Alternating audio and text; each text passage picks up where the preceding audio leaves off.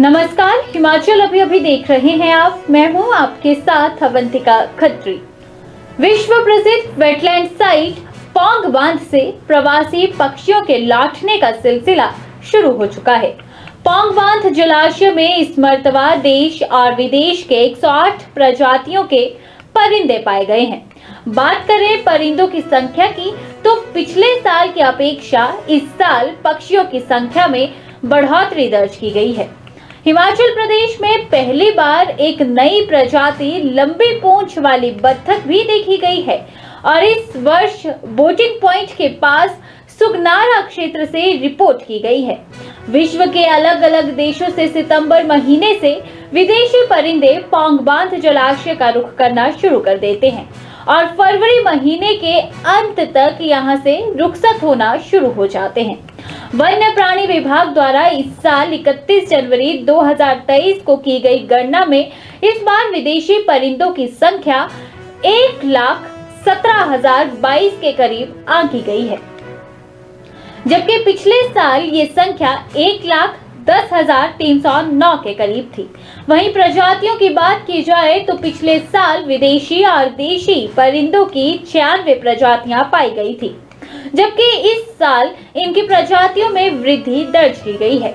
इस साल 108 प्रजातियों के परिंदे पौंग बांध पर पहुंचे थे, जिनमें 59 प्रजातियों के विदेशी और 29 स्थानीय प्रजातियों के परिंदे थे। पौंग बांध जलाशय में बार हेडेड गेज प्रजाति के पक्षी अधिक संख्या में आते हैं और इस बार आए विदेशी परिंदों में इनकी संख्या 50,263 के करीब रही। सीसीएफ वन्य प्राणी विभाग धर्मशाला उपासना पटियाल का कहना है कि इस साल पौंग बांध जलाशय में पिछले साल की अपेक्षा अधिक संख्या में विदेशी परिंदे पाए गए हैं। पिछले साल के मुकाबले परिंदों की प्रजातियों में भी इजाफा हुआ है। इस साल 108 प्रजातियों के परिंदे पौंग जलाशय में पाए गए हैं, जिनमें 59 प्रजातियां विदेशी और 29 स्थानीय प्रजातियां रही। उन्होंने कहा कि हिमाचल प्रदेश में पहली बार एक नई प्रजाति लंबी पूंछ वाली बत्तख भी देखी गई है और इस साल बोटिंग पॉइंट के पास सुगनारा क्षेत्र से इसे रिपोर्ट किया गया है।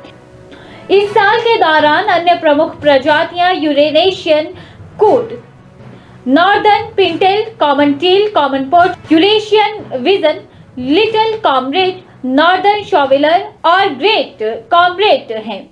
झील में रिपोर्ट की गई अन्य असामान्य प्रजातियां greater white fronted goose, lesser white fronted goose, red crested pochard, ferruginous pochard, white avocet, northern lapwing, peregrine falcon, common kestrel, Eurasian hobby, Eurasian spoonbill आदि हैं।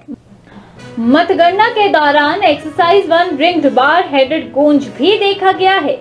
उन्होंने कहा कि पौंग बांध जलाशय में तापमान बढ़ोतरी के साथ ही ये विदेशी परिंदे अपने घरों को लौटना शुरू हो चुके हैं।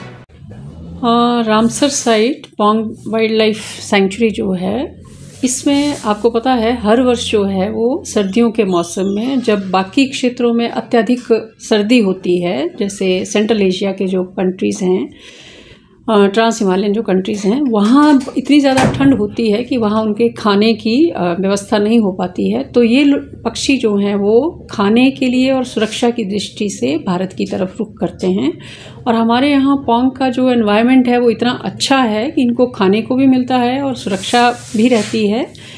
तो ये हर वर्ष जो है वो सितंबर एंड में आना शुरू हो जाते हैं और लगभग फरवरी मार्च तक जो है वो इनका आना जारी रहता है। अगर टेम्परेचर ज़्यादा बढ़ जाए तो ये जल्दी जाना शुरू हो जाते हैं, लेकिन जैसे इस बार जो है वो पानी का लेवल बहुत अच्छा है।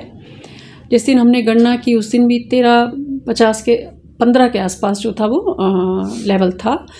तो इनको सुरक्षा भी है, खाना भी भरपूर मात्रा में है। तो अभी तक आज की डेट तक भी वहाँ पक्षी बहुतायत में उपलब्ध हैं।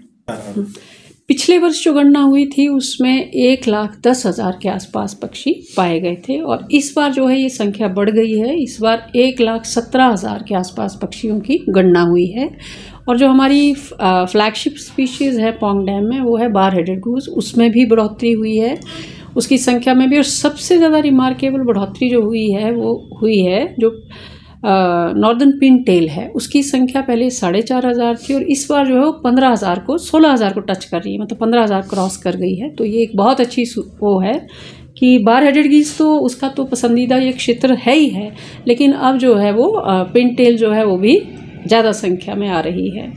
और इसके अलावा इस बार सबसे अच्छी चीज़ जो हुई है, फर्स्ट टाइम जो है यहाँ पर उन्हें पहली बार एक नया पक्षी जो है वो देखा है, जिसको लॉन्ग टेल्ड डक कहते हैं। वो आज दिन तक कभी भी यहाँ पर रिपोर्ट नहीं हुआ है, तो वो सुगनाड़ा के बोटिंग पॉइंट के पास रिपोर्ट किया गया है। तो इससे ये लगता है कि यहाँ जो वातावरण है उसमें बहुत सुधार हुआ है और खाना इतनी अच्छी मात्रा में आ रहा है, मैसेज फार एंड वाइड जा रहा है कि नई प्रजातियाँ भी आने शुरू हो गई हैं।